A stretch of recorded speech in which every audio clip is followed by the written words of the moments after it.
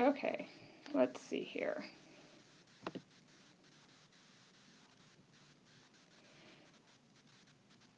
Hi everyone, I'm coming to you today with Appy Hour, and I was already experiencing some technological confusion with Facebook Live, but I believe that I am now live with you, coming to you today with another Appy Hour session on digital wellness.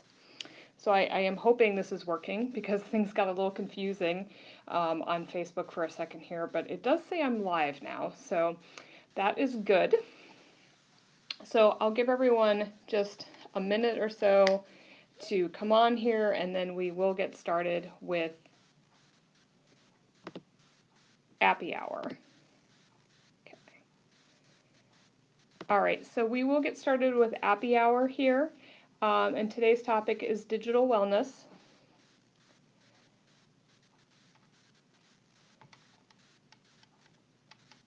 And I'm going to go ahead and move forward here just with getting started.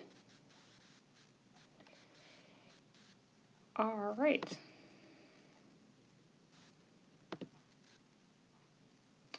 Okay, so I will get started here.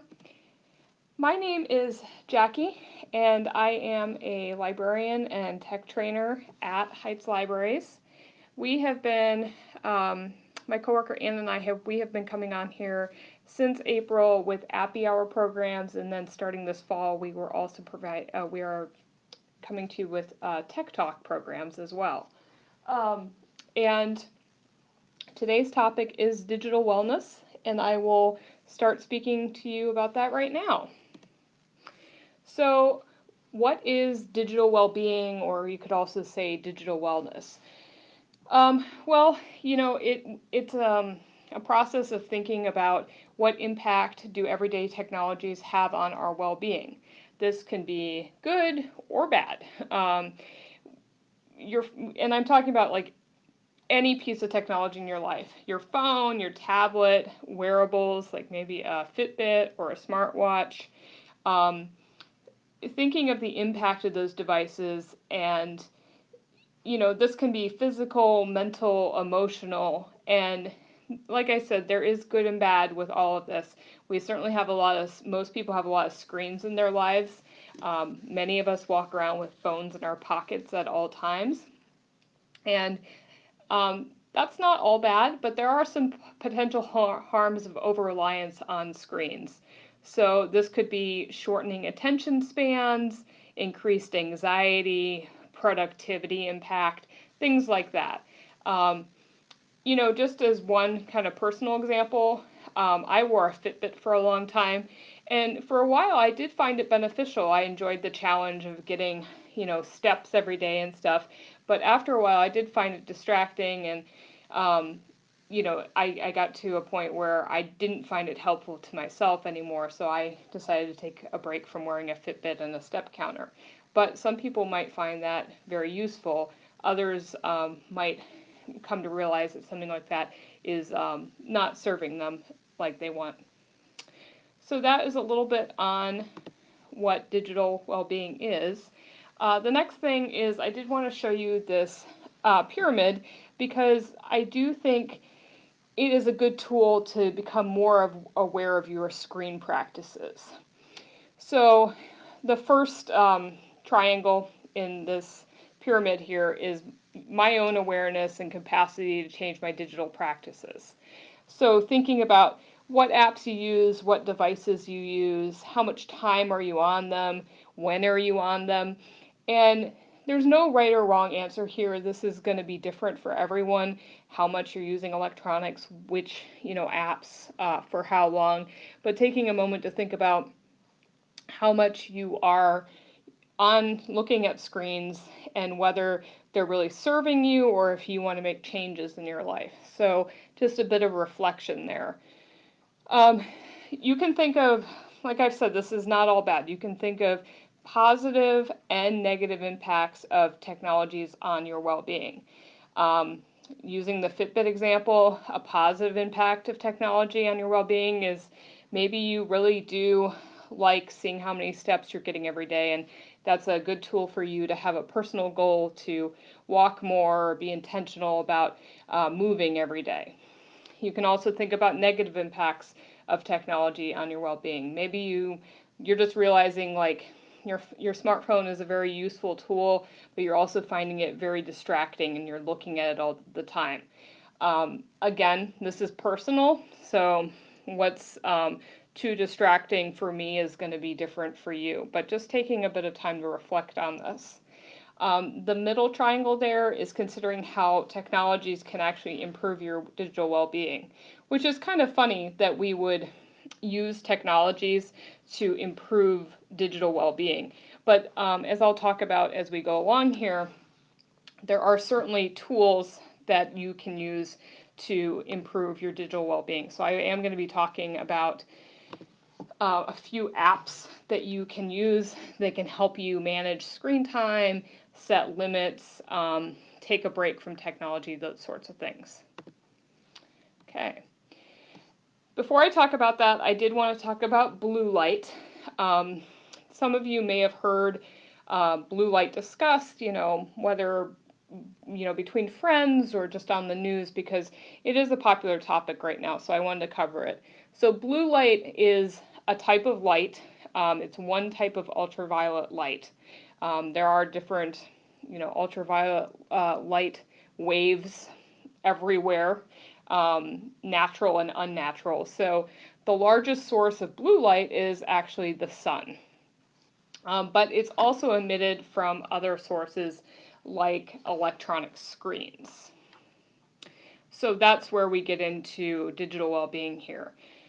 From the sun during the day, blue light is good because blue light is it's the type of light that boosts alertness and attention and reaction times and boosts your mood. So it is good. This is why it's always been said, getting some sun can be very good. We're all craving more sun during a Northeast Ohio winter because it's very cloudy. So blue light from the sun is not necessarily bad, but keeping in mind that blue light does boost alertness and your attention, it makes you feel more awake. So now thinking of artificial blue light that's coming from screens like your tablet or your phone, you may now see it as, there's some research that's saying that blue light from screens may disrupt sleep and your body's natural circadian rhythm. So that's your body's natural schedule of waking up when the sun is up and going to sleep when the sun is down, so just your natural body rhythms. So there's some argument here that artificial blue light, especially at night, is not good for you. It can disrupt sleep and those sorts of things. So some tips to manage blue light, artificial blue light from screens. One is to avoid looking at bright screens 2 to 3 hours before bed. And I will talk about that a little bit more because there are apps that can change the type of light that is being emitted from your screens. So there are different apps that can change the type of light that's being emitted from your screen. So it's not blue light, it's not that really bright awakening light. Another thing you can do is you can use dim red lights for night lights. So red light is less likely to keep you awake and shift your circadian rhythms and suppress melatonin. And if you look around, you can find night lights that have this dim red light that you can use as a night light in your room, so it's less disruptive to, winding down and getting to sleep at night. Another thing is you can purchase and wear blue blocking glasses. I will say from what I've read about this is that blue light glasses are still being researched and there's some debate about their effectiveness, but there is some research coming out saying that if you're wearing blue light glasses when looking at screens or using a laptop, it can be beneficial at blocking those blue light to your eyes. So something that can't hurt, and those are now widely available from different companies. Another thing, which is what we'll talk about next, is using an app on your device that filters the blue-green wavelength at night. So it gets rid of blue light on your screen so you're not having that harsh light. And then another thing you can do is expose yourself to lots of bright light during the day to boost your ability to sleep. This could be one way you could increase your digital well-being is if you are in front of a screen a lot during the day, taking a break, going for a walk, and just getting some natural light. So those are some ideas on how to reduce and manage blue light. All right, so the first app I'm going to talk about here is the Digital Wellbeing app, and this app is automatically installed on all Android devices. So if you have an Android phone, it is automatically on your phone, this Digital Wellbeing app. The Digital Wellbeing app does a couple things. It gives you a daily view, so a report of how often you check your phone and how frequently you're using different apps. It does allow you, if you want to do this, to set limits with daily app timers. You can pause distracting apps and unplug at night with a feature called Bedtime Mode. Another thing on here, if it's of interest to you, is there are parental control settings. So if you have a device that a child is using and you want to control its usage, you can do that through parental control settings. So these screenshots are just showing you how you can get to the Digital Wellbeing app's report and its controls. On an Android phone, you will want to find the Settings app. That is something that is just on your phone when you get it. And you'll go into Settings and you will search for Digital Wellbeing. And I have circled here, it comes up as Digital Wellbeing and Parental Controls. So you can tap on that. And then once you're in there, you can tap on Show Your Data. And that is going to give you a report of the usage on your phone or your tablet. Below that is parental controls as well, if you are interested in looking at those and using those. So these are just a few screenshots of the Digital Wellbeing app, just to give you an idea of a sample of what it looks like when it gives you a report, which is on the left side of the screen here. So just as an example, it's saying screen time on this specific device, and it's saying for today it was 1 hour and 28 minutes. It is also giving you that bar graph of earlier days in the week and how long you were using that device in total. You can get into more detail with this as well. It will give you more detail on specifically what apps you're using. Like you can see at the bottom of that screenshot, it says Signal, 37 minutes, that has a texting app, and then Instagram. So it'll give you minutes that you used each one of the apps on your device. On the right-hand side here is a screenshot of Focus Mode. Focus Mode is something that you can manually set up if you want to, and it allows you to pause distracting apps when you need time to focus.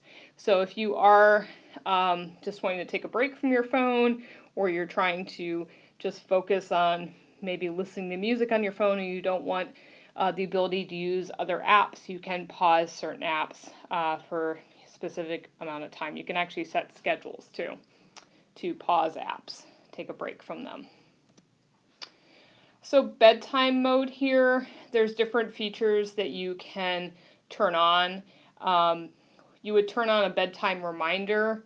It does change the screen to grayscale, so that's reducing the grayscale, and then the dimming and the tinting of the screen is what is reducing blue light being emitted from the device. This also turns on the Do Not Disturb feature on your phone, and what Do Not Disturb does is it mutes sounds and notifications, and it diverts calls. So it's giving you that time at night where your phone is not, dinging, and you're not getting alerts of text messages or things happening on different apps. And then the dimming and the tinting of the screen as well to reduce the amount of blue light being emitted and waking you up more when you're looking at your screen. So that was the Digital Wellbeing app, and like I said, that's automatically on Android devices, so you don't even need to install anything if you have an Android device.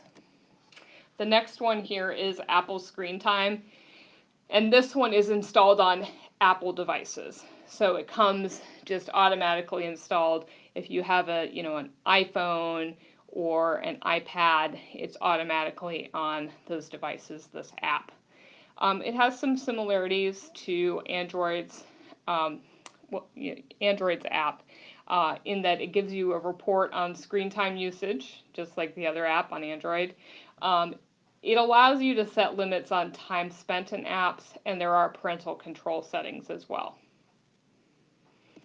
And as we're going through this, remember, like I said before, there's no right or wrong here on what's too much usage, what's distracting usage. This is just giving you examples of tools that are available if you want to use them to manage your screen time or someone else's screen time if you're using parental controls.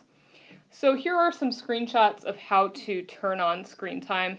This is similar to having to access the Digital Wellbeing app in Android.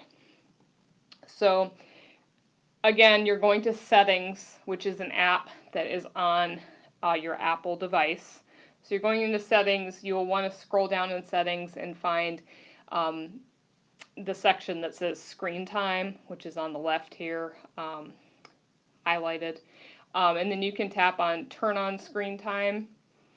And once you tap on that, you'll see on the right-hand side, the screen time screen comes up, and you can tap the Continue button to see your daily usage report. If you do want to set up the device as a parent, like you're looking to get into parental controls, you would instead tap on Set Up as Parent, which is right below that blue Continue button. All right. So Apple Screen Time has various features. One is downtime. And downtime, again, it's manually set up, but it's allow you to set aside time on a schedule where only phone calls and apps that you choose to allow are available. So it allows you to step away. You can set it so you would only get phone calls from certain people. It would allow you to only use certain apps. And this is on a schedule, so you would set up, for what period of time downtime is, on.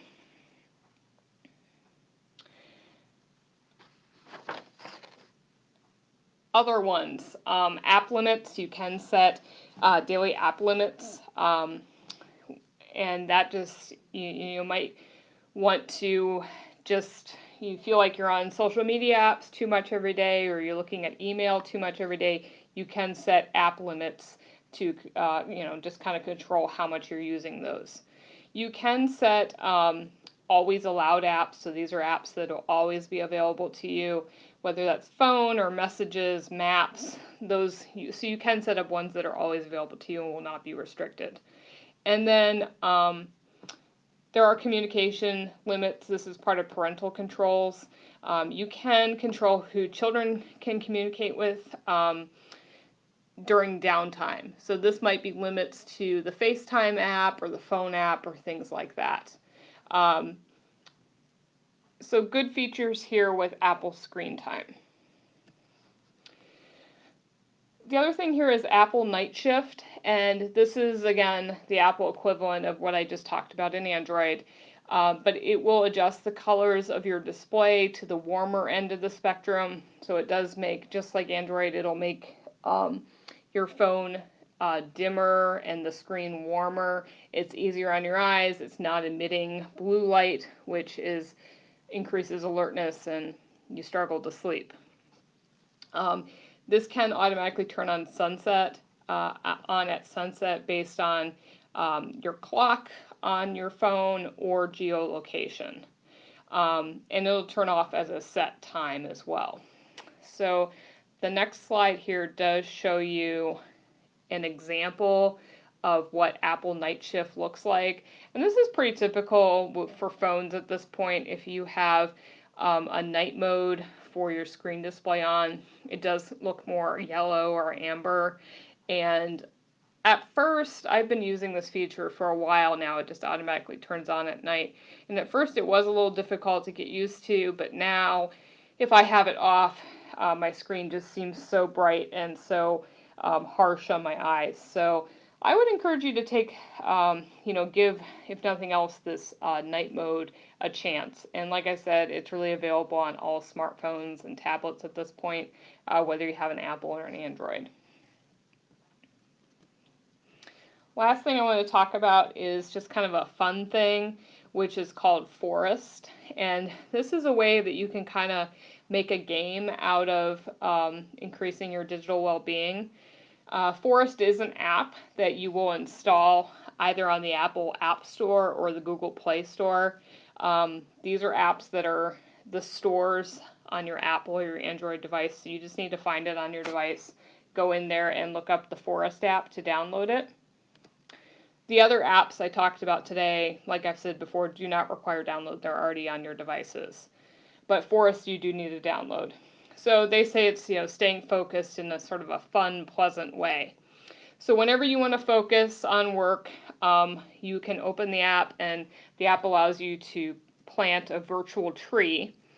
And this tree will restrict, access to certain apps and things like that. And if you don't open websites on what you've designated as the blacklist, the tree will keep growing. If you do start opening up, apps that you put on your blacklist, your tree does die. So it's sort of motivating, it's gamifying, focusing on whatever you're trying to focus on, or stepping away from your phone and not using apps that you have placed on a blacklist. Okay. So talked about needing to download it in the Apple App Store or the Google Play Store. And that does take us to the end here of today's Appy Hour discussion. I am going to try to find the comments section here. I can see that my coworker Anne has been commenting. She said hi, and also just seeing if any of you have tried any of these digital well-being apps. So we will be on for just another couple minutes or so, and if you have any questions, leave them in the comment box. Anne is able to answer them there. I can also, when I see a comment pop up, I can discuss it as well verbally on Facebook Live here. But that does take us to the end of our digital well-being Appy Hour today. I hope you enjoyed it and it gave you some fresh ideas for considering screen time in your life, and maybe you want to try out whether it's the using the night mode features on your phone, or using some of the features to restrict apps or things like that on your phones. So taking something away from today's session, and hopefully it can help you with your relationship to technology in your lives. So thank you guys so much for participating and watching today. Next week, Anne will be coming to you with a Tech Talk. So we will see you all next week, next Wednesday at 4 p.m. with Anne for a Tech Talk. Okay, have a good day. Bye-bye.